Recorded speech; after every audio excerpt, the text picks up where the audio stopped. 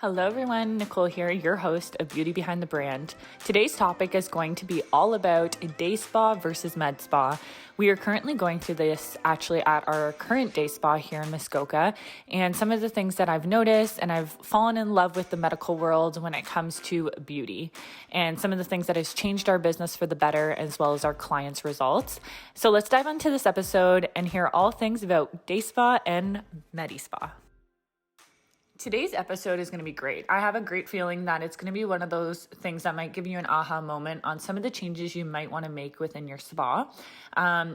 And everyone thinks day spa might be a little bit different than a med spa in the sense of different offerings. There's also dermatologist, med spa. There's different levels of a day spa as well as a med spa style.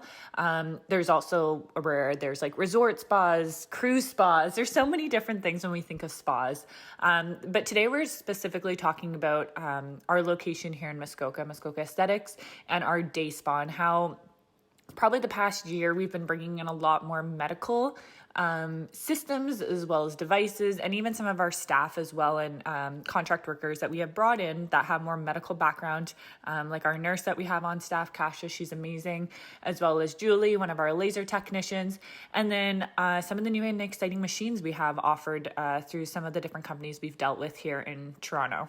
So one of the questions we get quite often is, what prompted you to transform your day spa into a medical spa? So we are actually still in that transformation. It's one of those things where it takes it's a process to go through this. Also educating our clients. We still do offer manicure pedicures, a full body waxing, our spray tan booth, gel enhancements. There's so many things, lash extensions that we will offer, as well as that addition to the day spa. Having those Medi services, but it's all about educating your client. I think it's one of those things where it comes to, why are they going to get a medical facial versus just a typical spa facial, and educating them on the results, bringing it kind of to that next level of introducing some of these devices or peels, different active ingredients, as well as their retail that they're going to be taking home with them that will continue that process to enhance those results that they're achieving and wanting to desire with their skin. So I personally have been slowly kind of transforming us more into a medical spa. It kind of happened organically with some of the girls that we have had wanting to come in as contract, as well as some of the devices that we have now been purchasing. But it's been a process, and it's been a slow process, which I'm actually quite happy with. I feel like our clients also are like very curious, like, oh, I saw the newsletter this month. I saw you have a new device, your oxygen facial that's coming in. Tell us a little bit more about that and how that can be paired with like our Pro Cell or another one of our medical services that we offer. Same with our Botox and filler. It kind of like prompts like, okay, we've trusted you with a lot of our other services over the years. Now let's introduce these other services with some of our experts we have available. So I would say that was kind of the prompt of clients asking and inquiring about some of these different services. And then we were doing our research, seeing what it was all about. We got paired with some amazing distributors that carried these products and the education. And also the staff I have just absolutely love learning and want to learn more about skincare, and just their excitement around it as well. So I feel like it really depends on your team and what your team is admiring about the business and wants to grow with you as well. So I'd say it was a little bit of staff as well as our clients for that prompt of turning it more into a med spa style. What are some of the differences between a day spa and a medical spa?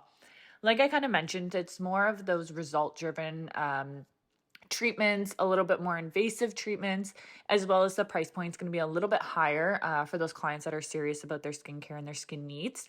I personally feel like a facial, a typical facial, gives you great relaxation, gives you that kind of like that glow the day of, and it's definitely, I love facials, definitely one of my favorite services to receive.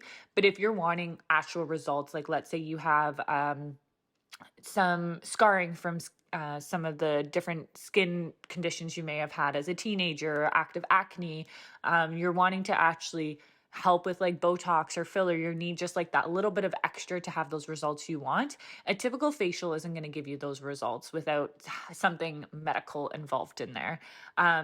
And that's where we found the experts with that being like our medical staff with having laser, like 10 plus years of laser experience, as well as Kasha with our Botox and filler. I feel like those are some of the answers that we can give them is like, okay, you could spend your money getting a facial.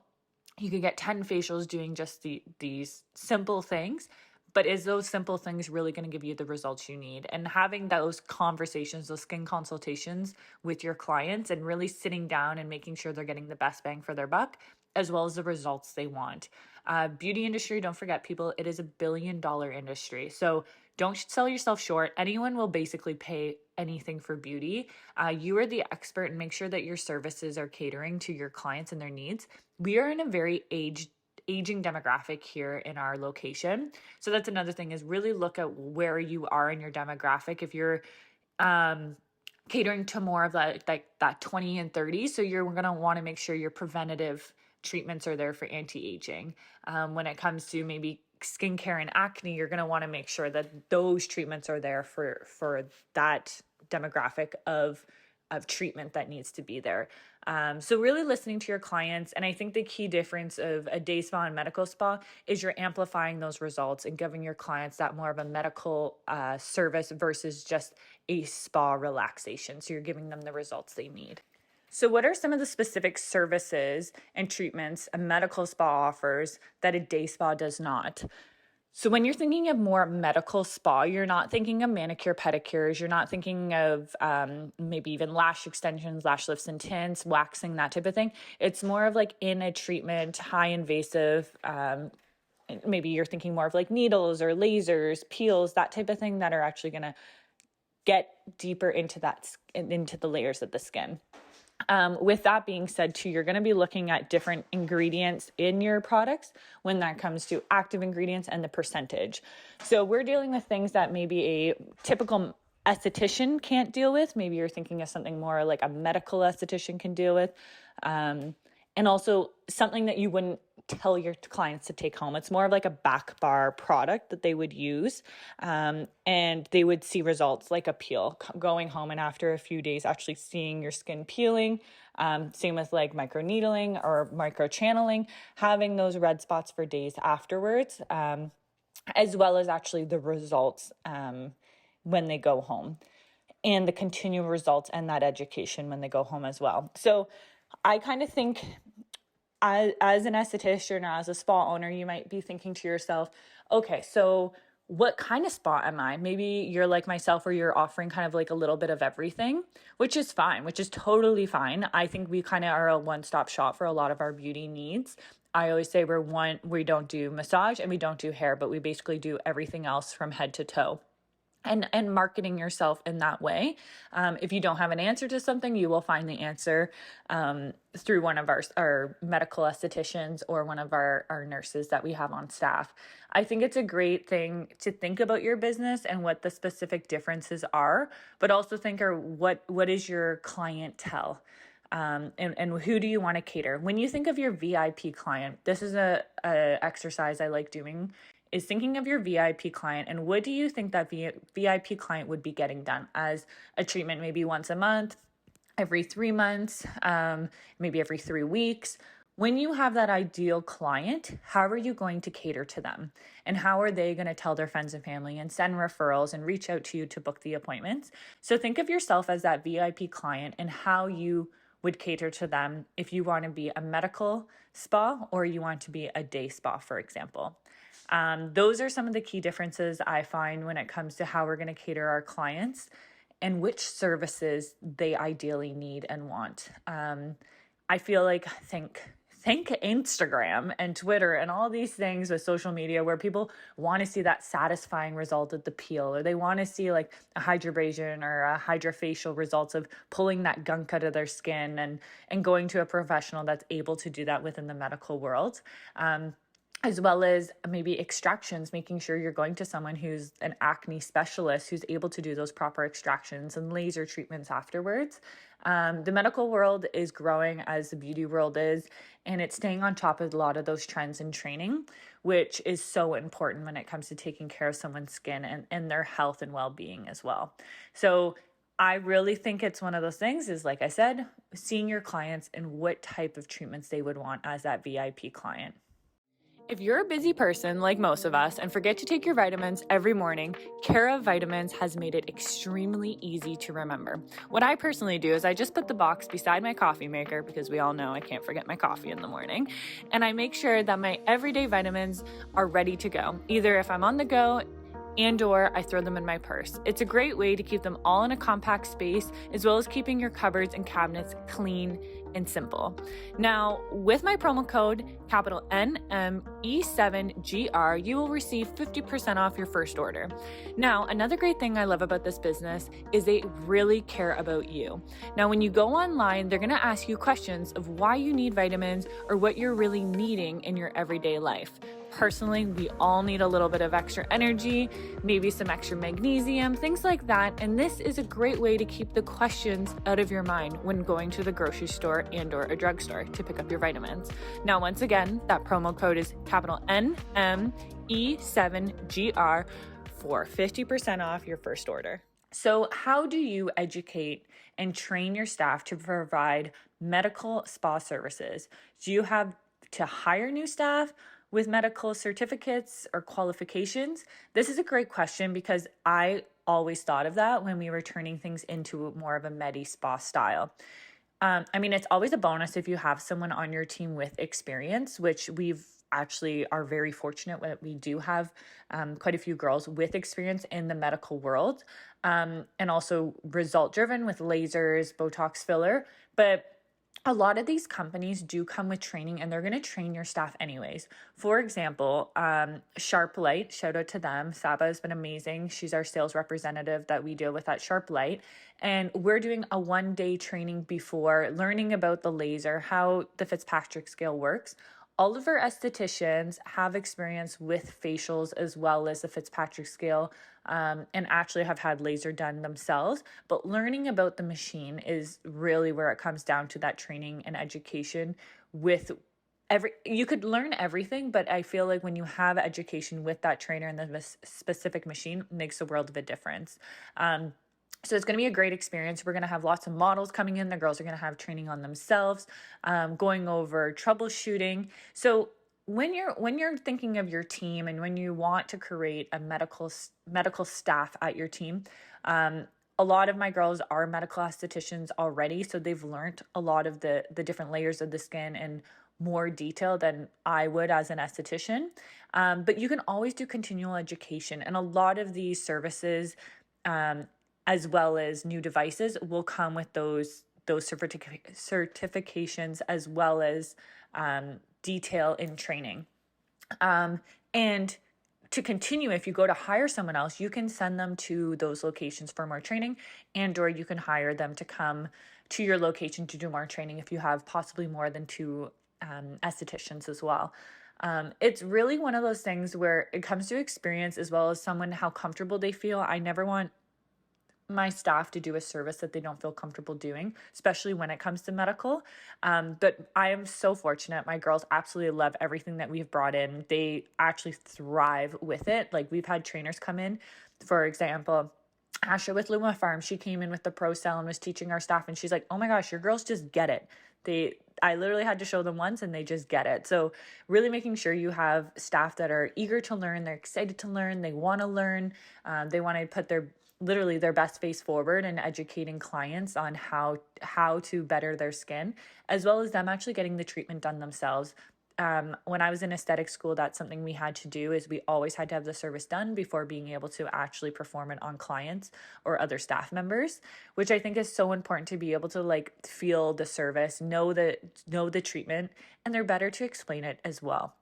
That goes for anything. I feel like in the service industry, if you're able to have it done yourself, you're able to talk about it, rave about it. I also think it's great so clients can ask you questions on, what was your results like after? Or you can show them before and afters of your own skin. But yeah, you don't have to hire medical staff in order to have a medical spa. If you have Botox and filler, of course, you're going to have a nurse on staff. But it's all about learning and listening to your staff and what they would like to learn as well. You're not going to bring in a laser, let's say, that's super expensive and then no one's going to want to use it. So really sitting down with your staff and brainstorming some of those ideas and which services you think would be ideal for your clients as well as your staff. What regulatory or licensing requirement do you have to fulfill the operations of a medical spa? This is a great question, and I feel like it's sometimes seems a lot scarier than it is.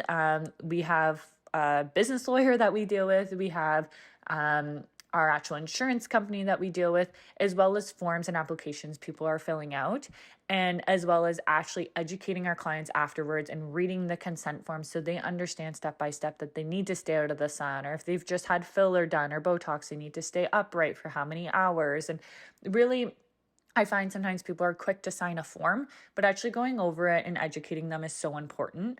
But the licensing and regulations aren't that scary. That's what I always thought before even getting into the spa world. I'm like, oh my gosh, what happens if someone blames us for this, or like there's a lawsuit? Things happen, life does happen, but you just have to make sure that you have all of these legal things in place before.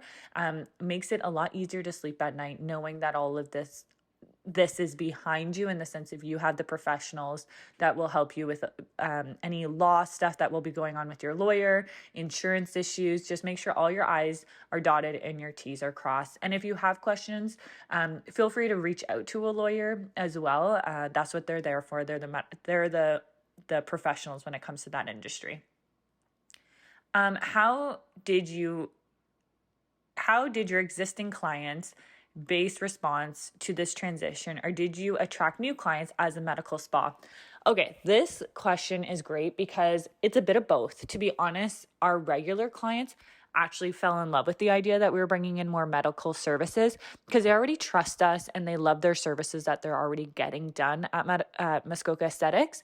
And they're ready to kind of amp up their facials, to bring in more active ingredients. They're excited to see what other changes we have going on. And then we have gotten so many new clients that came in for, let's say, Botox or filler, and they're like, oh, I didn't know you had a spray tan booth here, or I didn't know that you did manicure pedicures here. So it's very complementary to the other services. It's, like I said, that one-stop shop where they're able to get other services done. But it's listening to your clients, like I keep saying, listening to them and hearing.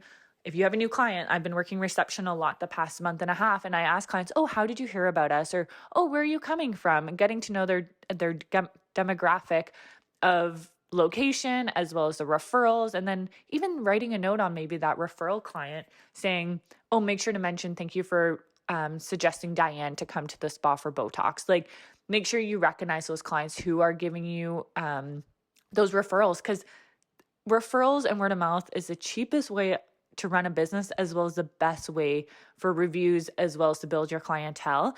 And I think a lot of us forget about that in the sense of marketing and reaching out and spending money on all these Instagram, Google ads, magazine ads, all these things. But the biggest thing is your clients. It's harder to actually get a new client than it is to keep a current client. And I really think that a lot of people need to think about that when it comes to retaining clients. I was at a great marketing event at the YWCA of Muskoka a couple weeks ago, and we're actually going to have Avery on as a guest talking about this in the sense of keeping clients is your bread and butter. Listening to them, sitting down with them after their treatment and saying, how is everything? How is everything from finding the parking spot right up to like the payment right at the end, and saying goodbye to your esthetician? What was the experience like? And a lot of our clients are wanting more services. They're wanting more detailed. I've tried every facial, but I'm really suggesting that I think I need Botox, or I really think I might need like micro channeling done, even hydrobrasion to get rid of some of this congestion I have. Okay, these are the suggestions we need to make our business better. So maybe even sitting down with some of your VIP clients that you currently have and talking to them, not even as the business owner, but as a friend. Talk to them and say, okay, if you were to refer Muskoka Aesthetics to someone, how would you talk to them about your experience at the spa? Or how would you explain to them the atmosphere of the spa and why you love going there? Or something maybe that deterred you from booking there earlier. Just get to the raw details of what could make your business better without having emotion in it. And those are some of the things I think that has changed our business. Back to this question of like, how did our did we attract new clients? Did we keep current clients? How did that transition, go in the sense of bringing clients in? Also, speaking of transactions, I feel like we actually always just accepted debit and cash, and now we're accepting credit card because we are more of a medical spa. We have higher treatments that cost more money, but we're also listening to clients where they're like, I need a Visa or a MasterCard. I can't put this on debit or e-transfer you. So we listened to our clients, which actually made us a better business and was able to offer more of these services that clients could actually have done and pay for them. That was a simple example of listening to our clients that actually transformed our business for the better. Of course, there's going to be a fee with having costs involved. But we made an easy process. We used Clover. We ended up switching from Monero, so we now deal with Clover. And it was an amazing experience. If you have any questions about switching payment plans or want a connection at Clover, please reach out to me. This isn't an ad, but it's been a smooth transition of switching over. Look at your payment plans and look at what you're paying per month for different fees. That's something as a small business owner you really need to think about, as well as your margins with services. If you're offering medical services, but you don't have a good payment structure or payment plans, as well as even packages, that's something that might deter your clients from sticking with you and continuing these services. The other thing is also making sure that those payments aren't costing you more money than actually what the service is costing you. Bringing in medical, you're going to have more overhead, you're going to have more expenses with staff, etc. But it is going to bring in more money if it is done correctly. On this podcast, we always talk about nutrition and how important our gut health is, as well as how our brains function when we're eating superfoods, and obviously the convenience of having those available. Personally, I'm like a low-key, non-prep, don't like to be in the kitchen kind of person, and I'm sure a lot of my entrepreneurs and busy moms and busy people listening can completely relate to this. Now, if you haven't tried Revive or heard of it, it's definitely a game changer.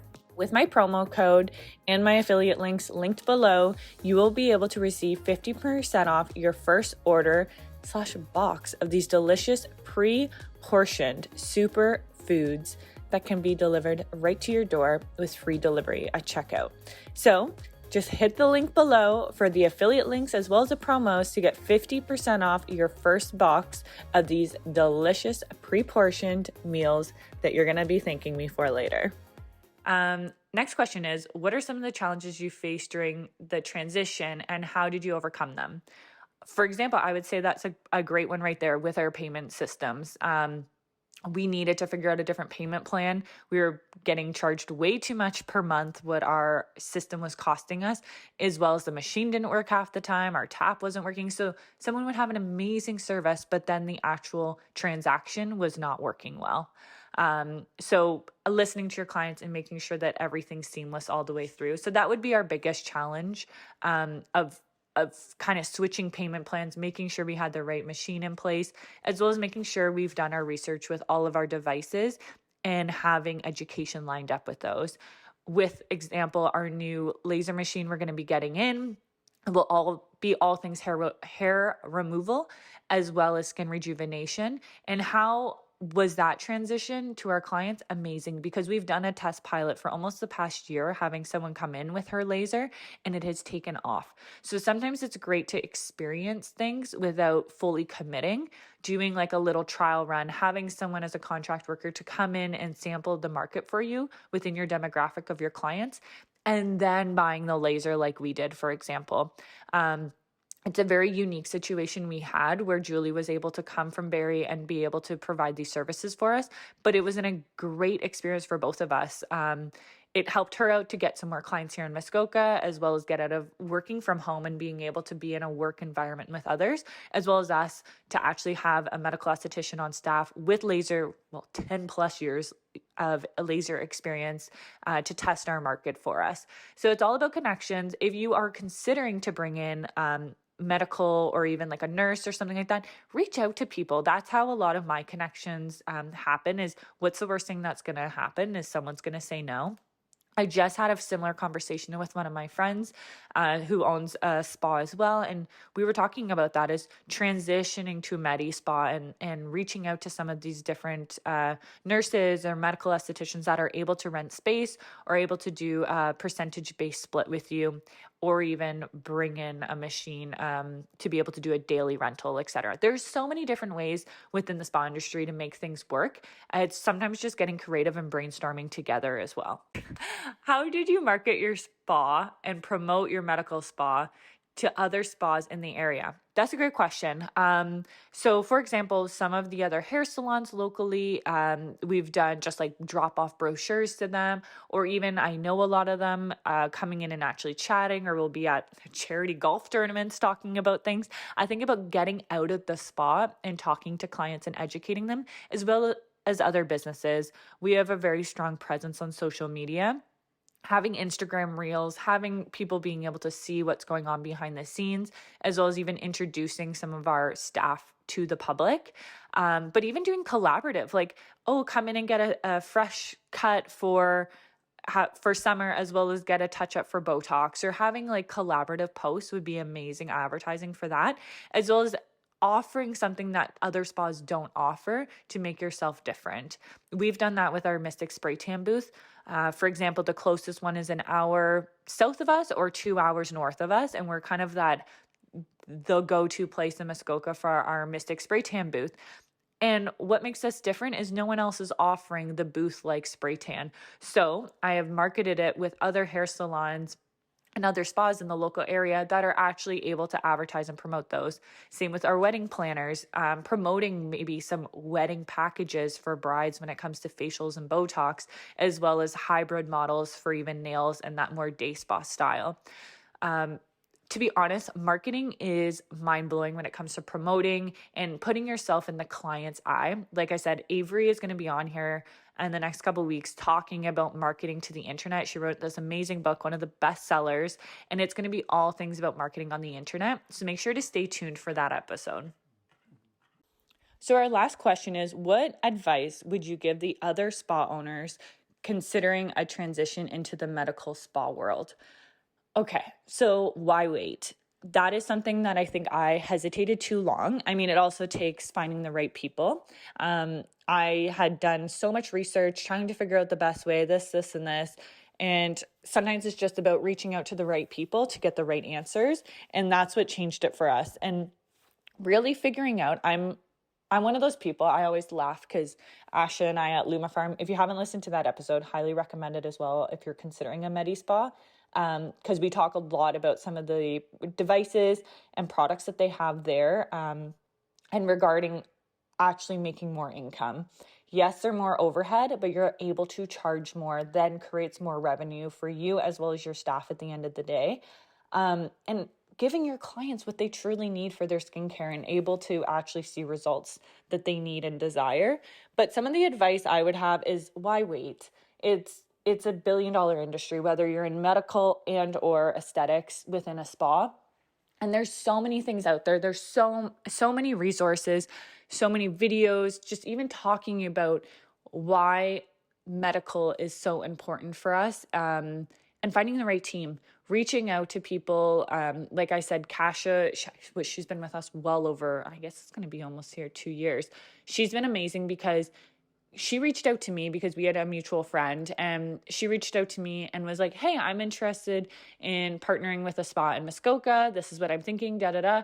And it was getting down to the nitty gritty in the sense of questions, talking about the numbers, not leaving anything out, just exactly black and white of how we're going to make this work for both of us. And being realistic, talking about scheduling, talking about hours, the amount of time that she's going to be in, how it's going to be run as it's a contract, employment, room rental, thinking about all the different ways that will make it work for both of you. That's the biggest thing within business. I always say you have to keep the emotion sometimes out of business, but then there's a time when you do need emotion. And with the emotion side, you have to listen to who you think would be best in your team. Making sure everyone jives well together, everyone understands each other's place, as well as not having that totem pole mentality. I was actually laughing the other day. I was in at the spa and I was helping one of the girls with a nail fix, and the actual client was like, "Oh, how long have you worked here?" I was like laughing. I'm like, "Oh, it's my first day." I was like, "Actually, I own this place." She's like, "Oh my God, that's amazing." But I don't walk around like I own the spa. And I think that's another thing, is when you're bringing in new staff or you're bringing somebody in, making sure that they feel accepted and they feel like they're part of the team. So bringing in maybe a nurse or someone that's going to amplify your business for the better, make sure that they feel welcome. Make sure that they are helping with the education as well as educating the staff. People feel comfortable talking to them. That is my biggest thing, is I hire personality, because you cannot teach personality. And even with experience and talent, you can teach those things. But you cannot change someone's personality, and I would never want to do that. But it's making sure that you've got the great team that's going to be behind you on your decisions of changing things at the spa. And being transparent with your team members as well. So my biggest advice is tell them where your business is going, where you see it's going in the future. And that's where I'm trying to be transparent with my staff, is saying like, okay, you girls are so excited about this new sharp light lasers coming in. That makes me so excited. And having those conversations with them before purchasing something as an investment like this, and making sure people are going to be excited about it just as much as you are as the business owner. Because you're not going to be the one there doing all the laser treatments. They're going to be the ones helping advertise and talk about it over the phone, sitting there with their clients doing manicure pedicures, saying, "Oh, have you tried laser hair removal? Or have you tried waxing? Okay, well, now you've done waxing. Let's maybe transition you to laser hair removal." Or, okay, we've done this simple facial, but your sunspots are still here from after some of the treatments we've done. Maybe let's try doing a rejuvenating facial. So my advice is make sure you hire the best team to be able to advertise and talk about these services, and are talented to be able to offer them with the best quality available. So that's it for today's episode. I know it was jam-packed of a lot of information, but I will also put some of the links below of Ash's last episode that we had with Luma Farm down below. And as well as if you have any questions when it comes to Clover or any of the marketing material that we'll have with Avery, we'll make sure that all of those are detailed below as well. So thank you everyone for listening. I'm sure you are loving these solo episodes because it's showing in the downloads. We're so blessed to have every single one of you listening to our episodes every week, and we will chat to you soon. Thank you so much.